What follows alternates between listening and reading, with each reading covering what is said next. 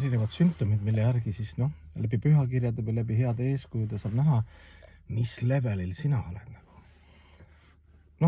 Kas on seda vaja vaadata, üks pühamees ütles ka, et seda oma taset kogu aeg vaadata, et võib-olla seda liiga palju vaadata, see ei ole ka terve, järelikult see on palju vaba aega, see võib-olla ei ela veel täis auruga, eks ju, kõige kõrgema ja teiste teenimises. Et sa lihtsalt elad, tead, mis on õige, mis on vale, tõusude ja languste maailmas, siseselt ja väliselt. Et sa ei hakka eraldi nagu seal, et nii palju energiat raiskama, nagu me oleme rääkinud ka seal teiste kriitika peale või siis oma analüüsimise peale, aga teistpidi ikka aeg-ajalt tuleb vaadata üle, et mingi kokkuvõtte teha ja üks kokkuvõte on see, et palju me solvume teiste solvangute peale, justkui solvangute peale. Tavas, kui sa vaatad, et pühamehed on jälle kihvtid, et kui need keegi solvab, siis nad paluvad vabandust. Nad ei hakka nagu õigustama ennast. Ja siin üks vaimne õpetaja rääkis ka, et õpilane ka, et ta ei hakka nagu õigustama. Aga ma sellepärast nii, eks ju. Et ma sellepärast. Et ta võib seda teha, aga see ei ole nagu väga kõrge kultuuri, vaimse kultuuri märk. Et kui sa paned segast või ei pane või teed kõik õieti, keegi tuleb, eks siis ütled, et palju selliseid liilasi mänge on ka, eks see pühakute mänge seal, kuidas ütleme selle maailma reaktsioonid elus olendid on neid nagu alandanud või nii ja näe, siis pühendunu ei ole, kui teda isiklikult solvatakse, siis ta kunagi ei hakka nagu, kuidas sa solvad, ma olen nii suur pühendunu.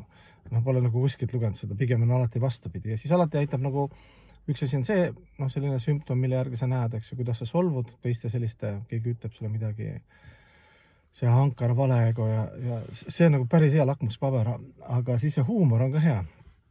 Huumor ja nali, et ühtepidi ütled, et pidu katku ajal, et see maailm on täis selliste katkiste südamete kurbust, üksindust, iha, viha, kadedust seda nagu nii palju.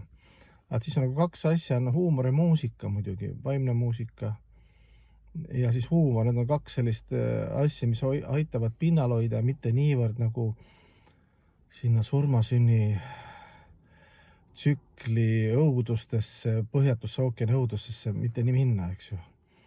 Et meil on siis kaks tiiba.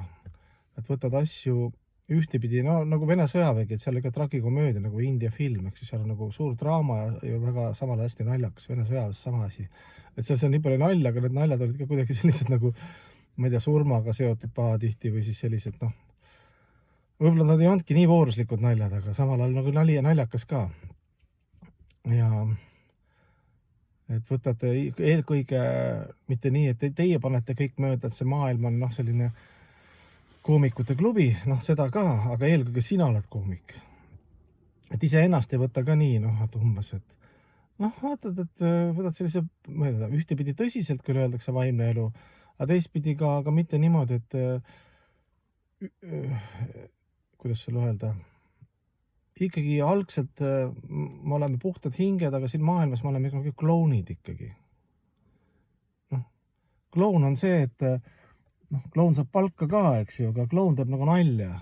Teeme siis nagu nalja ka iseenda üle ja mitte teiste üle on muidugi päris raske, et kuidas siis teiste üle teha nagu huumoriga. Muidugi öeldakse, et etiketi järgi, kristliku etiketi järgi ja vedades ka, et ära nagu isiksust puudu, et räägi nagu nähtustest.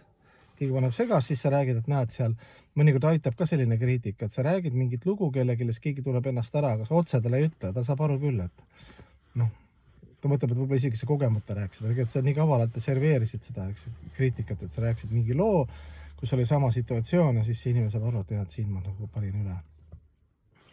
Aga jah, kaks tiivakast on meil siis imeline muusika ja viskame villast, väike nali, väike iseenese suhtes oled ikkagi kloun,